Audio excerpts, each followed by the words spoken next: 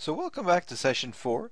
We're going to pick up where we left off, and this is looking at again markets in action from Reagan and Lipsey, 12th edition. And you can always look at the previous part 1 of this, and it'll tell you where these questions came from so that you can check them out, try out the answers as well, because there are more questions there as well. Okay, now this is very similar to the question that we looked at in the previous video. So this one's looking at a price floor, but the price floor is set below the equilibrium price. All right, so the price floor is set below that. First, let's get a definition for price floor. So a price floor is basically a minimum allowed price in the market. Okay, so a level of government will come in, they'll set a law, and they'll say, here is the price for this amount, and you can charge this price and any price above, and that's okay. So it's the minimum allowed price. You can't go below. If you go below, you're in violation of the law. Now, a minimum wage is an example of a price floor. But let's take a look. What would happen if we put a price floor below the equilibrium price? So let's draw that and see what happens. Okay, so we have quantity here and price here. Here's our demand curve. Here's our supply curve. Okay, so we're going to, and again, let's take an example of entry-level job for minimum wage. And the entry-level job in this particular area has an equilibrium wage of $10 an hour. Okay, but the price floor comes in and says, well, here's our law, and the law has set a price floor. Okay, we'll just call that price floor. Okay, let's just say it's $8. Let's say that the law comes in and says you have to charge at least $8 an hour. That's our minimum wage law. You can't charge $7, you can't charge $7.50. $8 and above is okay. You're in violation of law if you charge below $8 in our example here. Okay. Now take a look. We look at our definition. It's price floor is the minimum allowed price. So this price and above are okay. So what you're going to see is that equilibrium will occur. Okay, so the equilibrium price will occur because there's nothing preventing it. Charging, which is the equilibrium, $10 an hour, which is the equilibrium in this labor market for entry-level jobs in this particular area, is okay. It's not in violation of law, so it will occur. Okay, in this case here. So in this case, they've set the minimum wage law. In fact, is not going to be effective, and in some books they call it non-binding. But let's take a look and see. We'll go through the answers and we'll see what happens. So A is saying will result in excess demand for labor. Well, no, because equilibrium will occur, so we can cross that off. Will lead to unemployment. Well, we're going to have equilibrium in the labor market, so this result will not lead to unemployment. Will result in excess supply of labor. Well, it's not going to result in excess supply of labor and lead to a lot of people losing their jobs because the minimum wage is too high. In fact, the minimum wage is below equilibrium, so it's not going to result in excess supply of labor. Is non-binding or not effective is the right answer.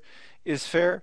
Well, it being fair or not fair is not really an issue here, because what's going to happen is equilibrium will occur. So that is irrelevant in this case here. So D, non-binding or not effective is the situation. And you can look at the previous video. It's the same kind of idea that we went through with the price ceiling. Let's look at the next question.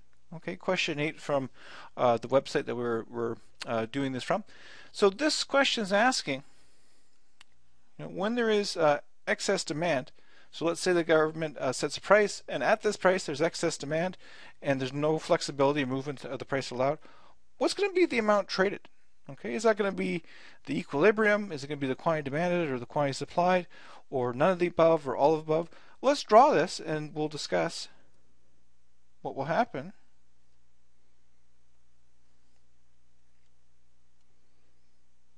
Okay, so here's our demand curve and our supply curve, and by all means, if you want to freeze the or pause the video and try it out on your own, and as well, by all means, grab a pen or pencil and walk through these with me, and you'll learn a lot more. Okay, so excess demand, what does that look like? Well, excess demand would occur at a price below equilibrium. Okay, so let's say the government comes in and sets a price, and it says for this particular item it's $8, and let's just say, and again we're just making up numbers here, let's say that in equilibrium, if the government didn't set price, the price would be $10 in the market. Now what's going to happen is at $8 below equilibrium, where it hits the supply curve is the quantity supplied. And again, let's make up a number. Let's just say that the quantity supplied is 50 units. Okay, and where $8 hits the demand curve is the quantity demanded for that.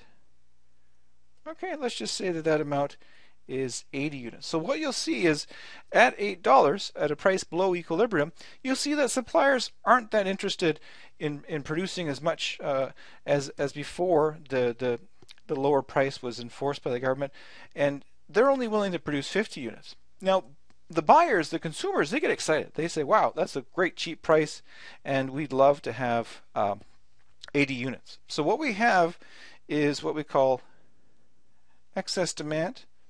Okay, so this is our excess demand.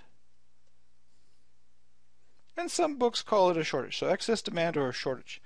So people wish to buy 80 units, but 50 is being produced by the market. So what actually gets traded is the amount that's produced. Right? So 50 units is produced by all the suppliers, and they're not providing any more. They say, hey, at $8, 50 units is all you're going to get.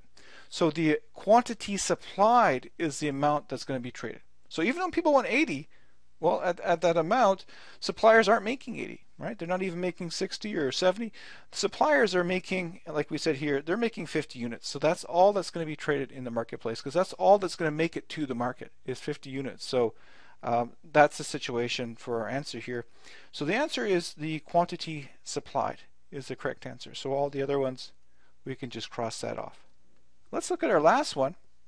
And this takes into account what you've learned from the chapter on elasticity. Okay, so the government's goal, so the government's trying to protect farmers from fluctuating incomes. So they want to make their income stable, right? So they want to make their income stable. And so what will we do to the demand curve to make it stable? So remember, if we're talking about their incomes, they're going to be making revenues, right? So their total revenues are equal to price times quantity, in this case here.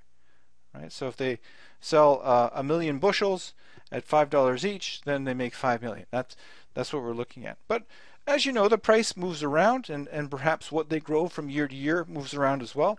And let's just say that the price goes down 10%, and we would like this to be unchanged. Okay, so price goes down. So in this case here, the quantity demanded would have to go up by 10% to cancel that out. So if we have a 10% drop in price and I guess an increase of quantity demanded by 10%, then those would cancel each other out and leave you with total revenue being unchanged. Also, we can take a look at a situation where the price increases. Okay, and that's to be unchanged. And again, it's to protect them from fluctuating incomes. I mean, the farmers would like to have their incomes go higher, right? There's not going to be any complaints when the price goes up 10%. But if the price goes up 10%, then the quantity demanded, they would have to counteract that by reducing it 10%, and then this would be unchanged. So the only way that that's the case is if we have what we call unit elastic. So let's go look at elasticity. So elasticity is the percentage change in quantity demanded. And again, the symbols that your textbook may use may be different, and divided by the percentage change in price. So what we're looking at is a situation that if there's a decrease in price by 10%, that 10% more will be bought, or I guess we'll go or if price increases 10%, then 10% drop in the amount bought. Now you know this to be Like, for example, the percentages would cancel out 10 over 10, and that's equal to 1. This is what we call unit elastic in this case here. So this question may not be as universal depending on the book that you're using, because different chapters will may or may not cover this. But this is a fundamental question in terms of talking about what happens to total revenue based on the elasticity. Well, if you want the revenue to be constant, the only way it's going to be constant is if the demand curve is unit elastic. So everything, any price increase or decrease is canceled out by the equivalent amount in opposite direction, right? So they would cancel each other out in that case there. All right, so this would give us the answer being unit elastic. Okay, so the demand curve, in terms of it shifting to the right, well, if the demand curve shifts to the right, it wouldn't really protect them from fluctuating incomes. Okay, it would increase their income, but not give them any protection. I mean, they'd like to, if the government can manipulate the demand curve shifted to the right and boost the price, but again, there are other factors that may move the demand the other way, and that results in a fluctuating income. Okay, if it's elastic, then they're going to have wild swings. Okay, so if the price goes up, let's say a little bit, then people buy a heck of a lot less. So they don't want to have elastic, because elastic, that's the wrong one. Elastic will make wild swings, and that will make the income fluctuate even more. Okay, shift to the right with the rate of inflation. Again, that's great, but it doesn't protect you from fluctuating income. I mean, it's going to grow with inflation over time, but the issue is fluctuation, and it's not going to that's not going to happen. And in terms of the demand curve disappearing, well, the demand curve disappearing, that's not going to happen because people are buying their products and there is a demand curve for it, so that doesn't make sense either. So all those are wrong. That's going to leave us with unit elastic. And again, unit elastic means if the price falls 10%, people buy 10% more. Those two actions cancel each other out, and the farmer is left with the same unchanged total revenue. So that's what we're looking at for Chapter 5. And the next chapter that's covered is Chapter 6, which is consumer behavior.